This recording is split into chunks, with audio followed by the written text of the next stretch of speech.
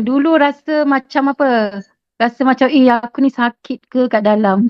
Sebab tak Kan? turun-turun kan bacaan 12, 10 tu main-main macam tu je. Ya Allah, terima kasih ya Allah. Terima kasih doktor, terima kasih sir, terima kasih tim Bosta yang baik hati. Sama-sama.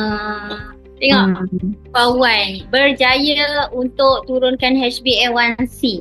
Masa tu orang kata masa mula-mula percaya ke tak dengan Nabila, sebab dia dah join Dr. Ju punya kelas juga tau.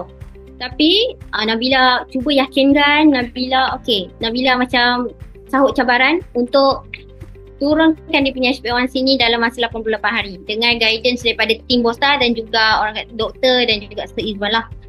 Dan usaha daripada Kak Wan sendiri. Tahniah Kak Wan dapat loss 7 kilo dan BMI dia genap-genap 25.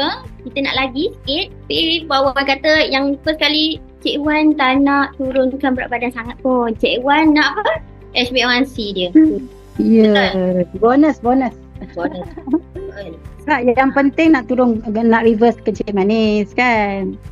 Tiba-tiba dapat pula kurus, lagi bagus lah. Sebab sekarang semua orang dah ramai dah yang nak menuntut ilmu. Tolonglah guide saya boleh, insyaAllah. Alhamdulillah.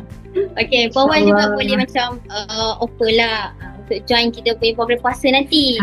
Ya.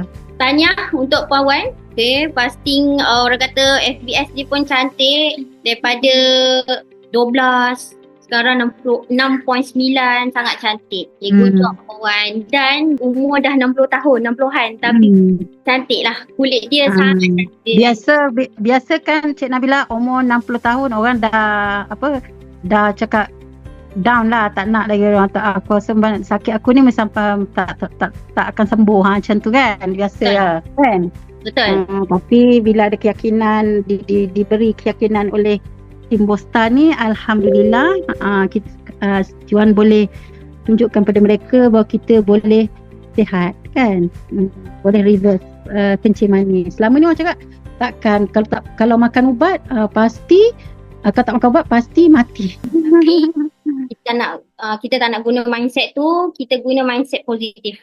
Where taste meets nutritional excellence.